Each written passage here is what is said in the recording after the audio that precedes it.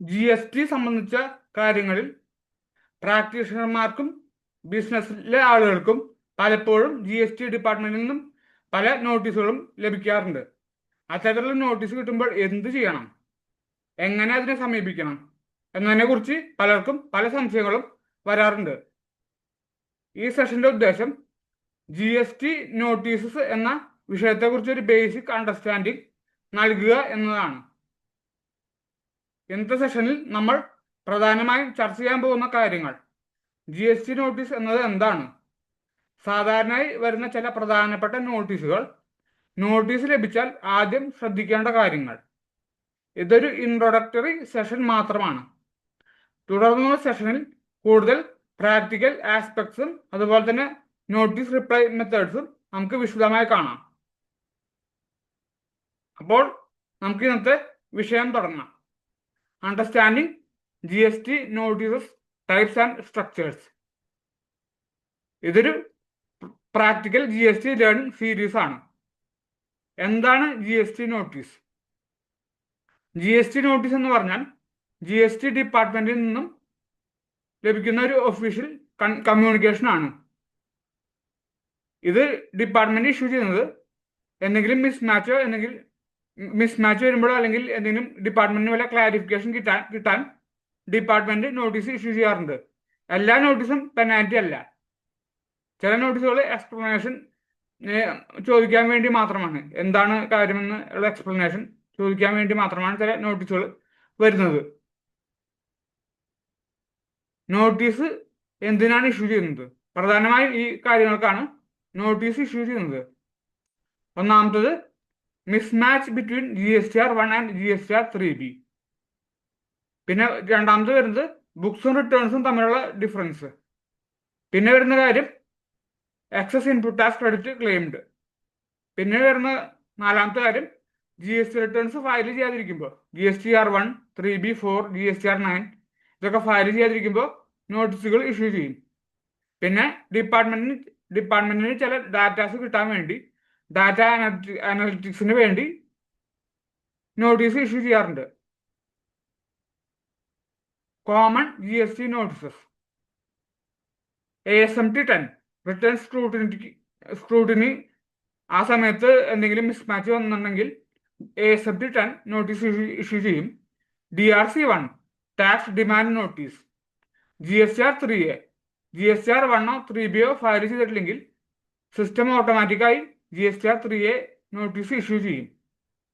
GSTREG3 അത് ഒരു registration clarification വേണ്ടി ഉള്ള ഒരു നോട്ടീസാണ്. GST രജിസ്ട്രേഷൻ അപ്ലൈ ചെയ്യുമ്പോൾ ചില ക്ലാരിഫിക്കേഷന് വേണ്ടി നോട്ടീസ് ഇഷ്യൂ ചെയ്യും. അത് സബ്മിറ്റ് ചെയ്തെങ്കിൽ മാത്രമേ GST രജിസ്ട്രേഷൻ കിട്ടുകയുള്ളൂ. പിന്നെ വരുന്ന ഒരു നോട്ടീസ് CMP05 കോമ്പോസിഷൻ സ്കീമിൽ രജിസ്റ്റർ ചെയ്തിട്ടുള്ള ടാക്സ് പേയേഴ്സ് അവർക്ക് എന്തെങ്കിലും ഇഷ്യൂ വന്നു കഴിഞ്ഞാൽ, ഡിപ്പാർട്ട്മെന്റ് എന്തെങ്കിലും കണ്ടെത്തി കഴിഞ്ഞാൽ CMP05 നോട്ടീസ് ഇഷ്യൂ ചെയ്യുന്നതായിരിക്കും. ASMT 10 നോട്ടീസ് നമുക്ക് എന്താണെന്ന് കാണാം. ASMT 10 notice issued during return scrutiny. അതായത് GSTR1 3B mismatch, GSTR2B 3B mismatch ഇങ്ങനെ വരുമ്പോൾ ആണ് ASMT 10 നോട്ടീസ് ഡിപ്പാർട്ട്മെന്റ് ഇഷ്യൂ ചെയ്യുന്നത്. ഓഫീസർ ഡിസ്ക്രിപ്പൻസി ഫൈൻഡ് ചെയ്യുന്നു, അപ്പോൾ ASMT 10 നോട്ടീസ് ഇഷ്യൂ ചെയ്യുന്നു. ഇതിന്റെ റിപ്ലൈ ASMT 11 കൊടുക്കാവുന്നതാണ്. നമ്മൾ റിപ്ലൈ കൊടുക്കുമ്പോൾ സപ്പോർട്ടിംഗ് ഡോക്യുമെന്റ്സ് അറ്റാച്ച് ചെയ്യേണ്ടതാണ്. ഒരു എക്സാമ്പിളിലൂടെ നമുക്ക് മനസ്സിലാക്കാം. GSTR1 versus GSTR3B mismatch. GSTR1 turn over 25 lakhs ആണ് March 2026. GSTR3B turn over 22 lakhs ആണ് മാർച്ച് 2026. ഡിഫറൻസ് വരുന്നത് 3 lakhs ആണ്. അതുകൊണ്ട് ഡിപ്പാർട്ട്മെന്റ് ASMT 10 നോട്ടീസ് ഇഷ്യൂ ചെയ്തു. ഇതിൽ പാർട്ടിസിപ്പൻസിന് ഉള്ള ചോദ്യങ്ങൾ: എന്താണ് മിസ്മാച്ചിനുള്ള റീസൺസ്? പോസിബിൾ റീസൺസ് ഇതൊക്കെയാണ്: ക്ലറിക്കൽ മിസ്റ്റേക്ക്. ഉദാഹരണം പറഞ്ഞാൽ 10,000 റുപ്പീസിന്റെ വാല്യൂ ഉള്ള ഇൻവോയ്സ് നമ്മൾ 1 lakh റുപ്പീസ് ആയി GSTR1 നമ്മൾ ഫയൽ ചെയ്തു. അതുകൊണ്ട് ഒരു സീറോ ആഡ് ചെയ്തത് അത് ക്ലറിക്കൽ മിസ്റ്റേക്ക് ആണ്. പിന്നെ വരുന്ന കാര്യം ഇൻവോയ്സസ് അപ്ലോഡഡ് ലേറ്റ്. ഉദാഹരണം പറഞ്ഞാൽ ഫെബ്രുവരി മാസത്തെ സെയിൽസ് 3 lakh ആണ്. അത് ഫെബ്രുവരി മാസത്തെ GSTR1 കാണിക്കാതെ മാർച്ച് മാസത്തെ GSTR1 അത് കാണിച്ചത്. പക്ഷെ 3Bത്തെ ടേൺ ഓവർ നമ്മൾ കറക്റ്റായിട്ട് ഫയൽ ചെയ്തിട്ടുണ്ട്. അപ്പോൾ GSTR1 3Bയിലും വരുന്ന ടേൺ ഓവറിന്റെ ഡിഫറൻസ് 3 lakhs ആണ്. അതൊരു റീസൺ ആണ്. പിന്നെ വരുന്ന കാര്യം ക്രെഡിറ്റ് നോട്ട് അഡ്ജസ്റ്റ്മെന്റ്. നമ്മൾ GSTR1 ക്രെഡിറ്റ് നോട്ട് കാണിച്ചില്ല, അതിനുപകരം GSTR1A കാണിച്ചത്. 3Bയിൽ നമ്മൾ ഫയൽ ചെയ്യുമ്പോൾ GSTR1 മൈനസ് GSTR1A ആ ഫിഗറാണ് GSTR3Bയിൽ ഓട്ടോ പോപ്പുലേറ്റ് ചെയ്ത് വരുന്നത്. പക്ഷേ ഡിപ്പാർട്ട്മെന്റ് ചെക്ക് ചെയ്യുന്നത് GSTR1 GSTR3Bയിലെ ടേൺ ഓവർ തമ്മിലുള്ള ഡിഫറൻസ് ആണ്. അത് 3 lakh ആണ് ഡിപ്പാർട്ട്മെന്റ് കണ്ടത്. അതുകൊണ്ട് ഡിപ്പാർട്ട്മെന്റ് നോട്ടീസ് ഇഷ്യൂ ചെയ്യും. ഇഷ്യൂ ചെയ്യുമ്പോൾ നമ്മൾ ഡിപ്പാർട്ട്മെന്റിനെ ബോധ്യപ്പെടുത്തിയാൽ മതി GSTR1 ഫയൽ ചെയ്തിട്ടുണ്ട്, അതിൽ ക്രെഡിറ്റ് നോട്ട് കാണിച്ചിട്ടുണ്ട്, അതാണ് ഈ ഡിഫറൻസ് വരുന്നതെന്ന് ഡിപ്പാർട്ട്മെന്റിനോട് നമ്മൾ ക്ലാരിഫിക്കേഷൻ കൊടുത്താൽ മതി. പിന്നെ വരുന്ന കാര്യം ഡാറ്റ എൻട്രി മിസ്റ്റേക്ക്.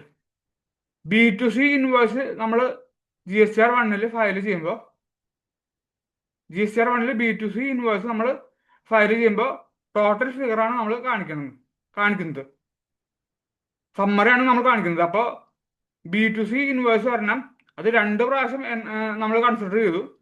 ഇപ്പോൾ 2 ഡബിൾ എൻട്രി വന്നു. അങ്ങനെ GSTR1 കൂടുതൽ എമൗണ്ട് വന്നു. ഇതും ഒരു ഇഷ്യൂ, ഒരു പ്രശ്നമായിരിക്കും. ഡാറ്റ എൻട്രി മിസ്റ്റേക്ക് അതും ഒരു മിസ്മാച്ചിനുള്ള ഒരു റീസൺ ആണ്. അടുത്ത നോട്ടീസ് വരുന്നത് DRC1 നോട്ടീസ്. അത് ITC എക്സസൈസ് അവൈൽ ചെയ്തുകൊണ്ടോ അല്ലെങ്കിൽ ഷോർട്ട് പേയ്മെന്റ് നടത്തിയതുകൊണ്ടോ DRC1 നോട്ടീസ് വരും. അതിൽ നോട്ടീസിൽ ടാക്സ്, ഇൻട്രസ്റ്റ്, പെനാൽറ്റി ഇതിനെ പറ്റിയുള്ള കാര്യങ്ങളായിരിക്കും നോട്ടീസിൽ വരുന്നത്. സെക്ഷൻ 73 അല്ലെങ്കിൽ സെക്ഷൻ 74 പ്രകാരമോ ആയിട്ടുള്ള നോട്ടീസാണ് DRC1 വരുന്നത്. അതിൻ്റെ ഒരു എക്സാമ്പിൾ നമുക്ക് കാണാം. ITC claimed in GSTR3B 4,50,000. ITC available in GSTR2B 3,90,000. അപ്പോൾ ഡിഫറൻസ് വരുന്നത് 60,000 ആണ്. ഡിപ്പാർട്ട്മെന്റ് DRC1 നോട്ടീസ് ഇഷ്യൂ ചെയ്തു. ഇതിൽ പാർട്ടിസിപ്പൻസിനുള്ള ക്വസ്റ്റ്യൻസ് ITC ക്ലെയിം ചെയ്ത് കറക്റ്റ് ആണോ? രണ്ടാമത്തെ കാര്യം, എന്തെങ്കിലും ഈ ഇൻവോയ്സ് GSTR2Bയിൽ മിസ്സിംഗ് ആണോ?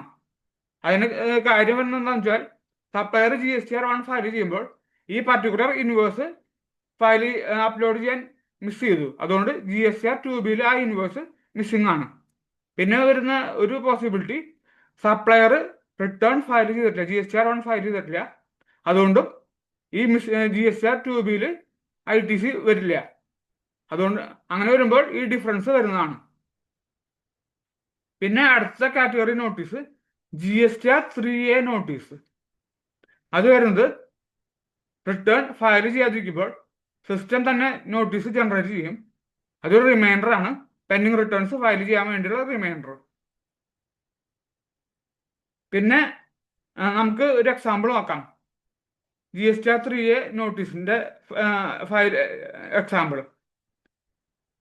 ക്ലയന്റ് 3B 3 മാസത്തേക്ക് ഫയൽ ചെയ്തില്ല. അതുകൊണ്ട് ഡിപ്പാർട്ട്മെന്റ് നോട്ടീസ് ഇഷ്യൂ ചെയ്തു. GSTR3A പ്രകാരമുള്ള ഒരു സിസ്റ്റം ജനറേറ്റഡ് നോട്ടീസ് ഇഷ്യൂ ചെയ്തു. പോസിബിൾ കോൺസിക്വൻസസ് വരുന്നത് ലേറ്റ് ഫീസ്, ഇൻട്രസ്റ്റ്, അതുപോലെ തന്നെ ഫർദർ ഡിമാൻഡ് നോട്ടീസ്, ഇതൊക്കെയാണ് വരുന്നത്.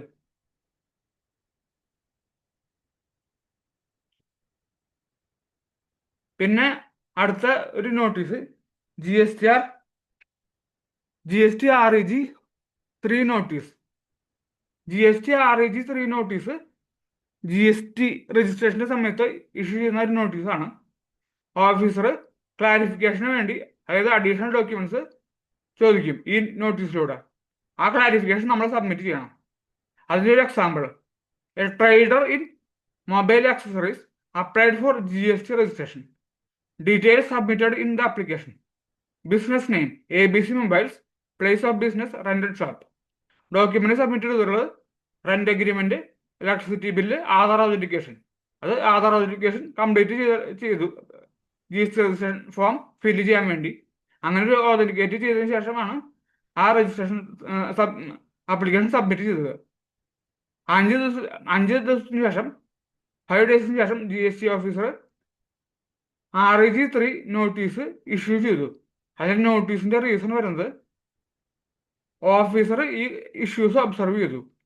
ഇലക്ട്രിസിറ്റി ബില്ല് ലാൻഡ് ലോഡിന്റെ പേരിലാണ്, ഈ റെന്റ് എടുത്തിട്ടുള്ള ആളുടെ പേരിലല്ല, ABC മൊബൈൽസിന്റെ പേരിലല്ല, ലാൻഡ് ലോഡിന്റെ പേരിലാണ്.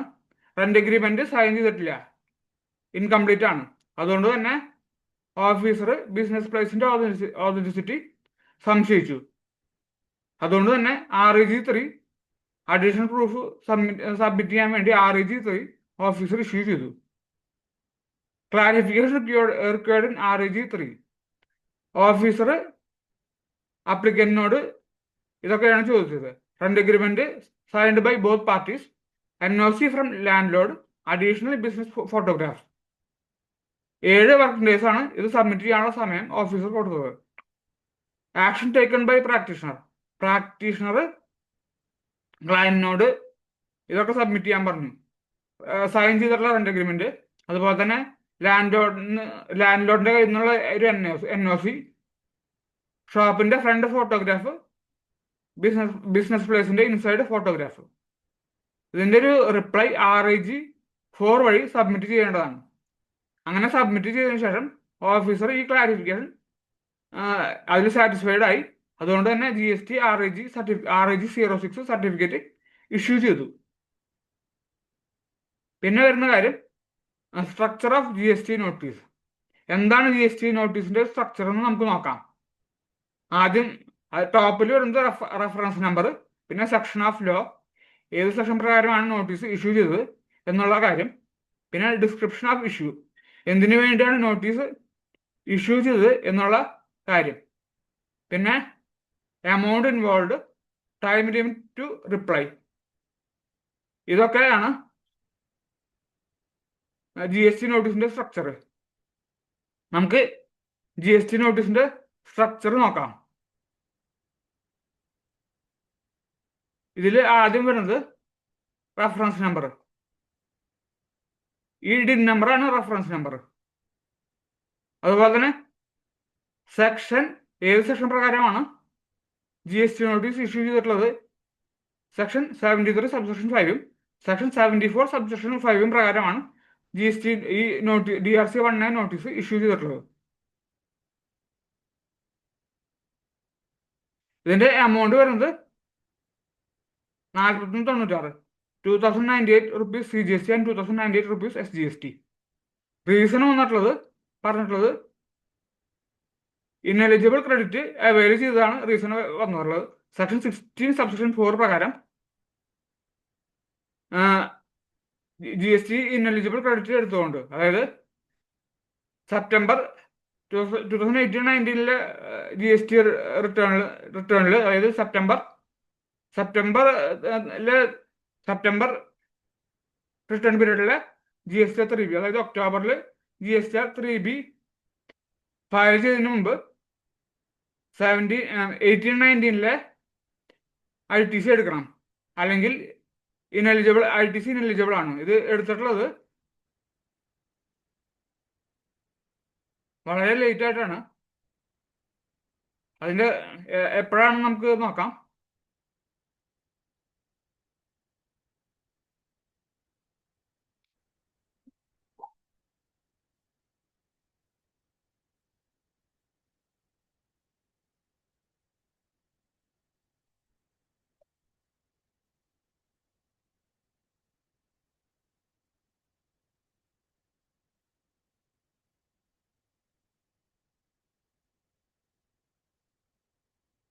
ഇതിൽ ITC എടുത്തിട്ടുള്ളത് 20/11/2023 ആണ്. ഒക്ടോബറിന് പകരം നവംബർ 20 ആണ് ITC എടുത്തിട്ടുള്ളത്.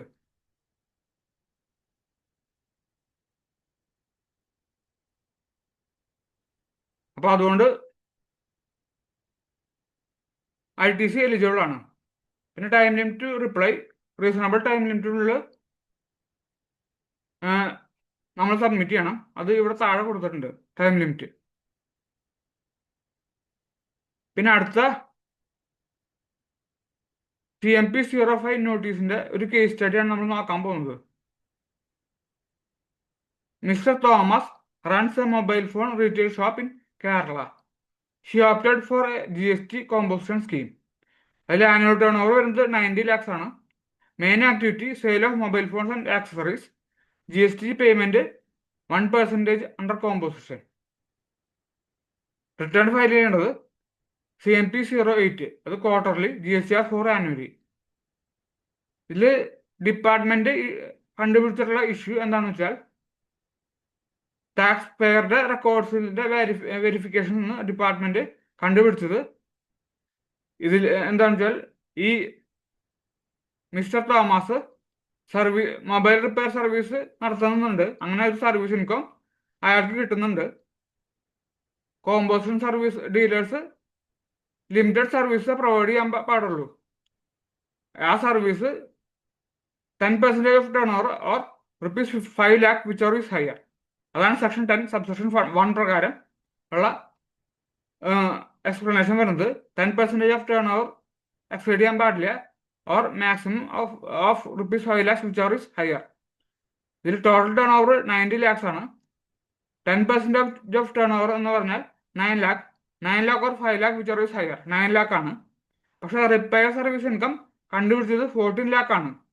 അത് ഈ 9 lakh പെർമിസിബിൾ ലിമിറ്റ് എക്സീഡ് ചെയ്തു. അതുകൊണ്ട് ഡിപ്പാർട്ട്മെന്റ് നോട്ടീസ് ഇഷ്യൂ ചെയ്തു. നോട്ടീസ് ഇഷ്യൂ ചെയ്തൊരു ഫോം CMP05 വഴിയാണ്.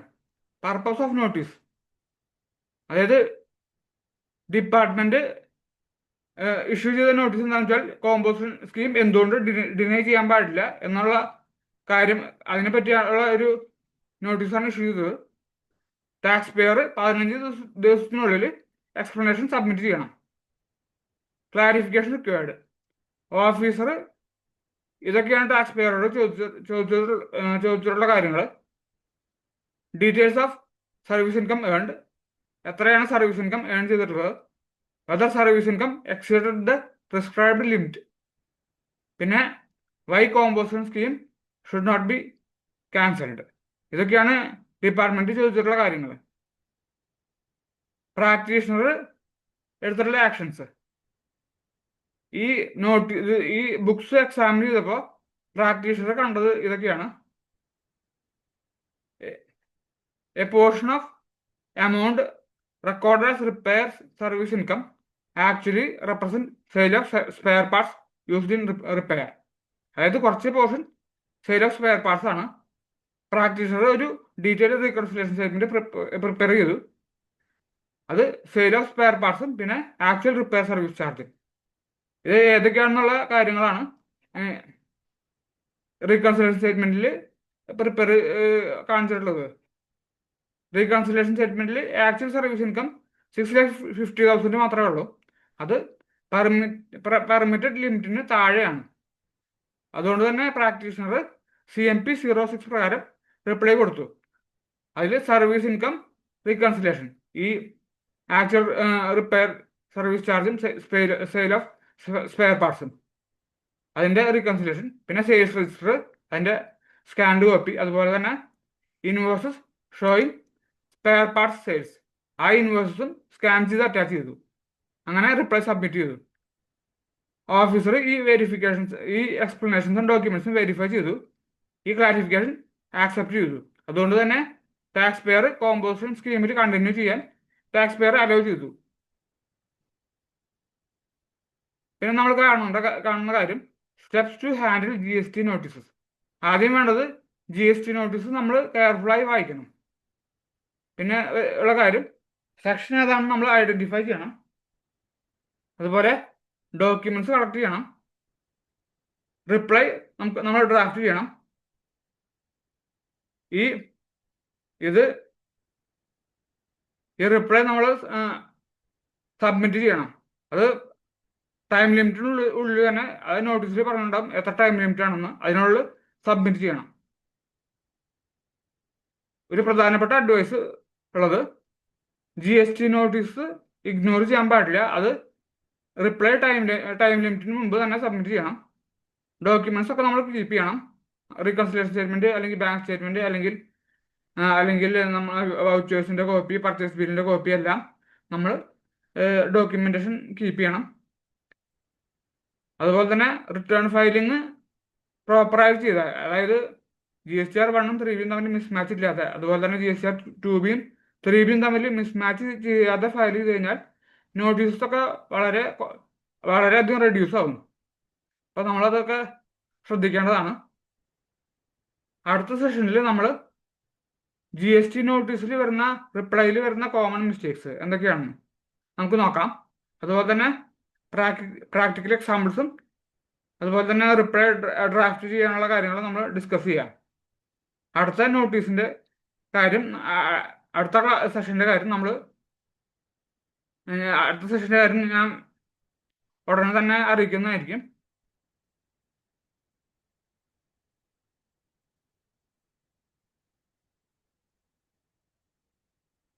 എന്തെങ്കിലും ഡൗട്ട്സ് ഉണ്ടെങ്കിൽ ചോദിക്കാം.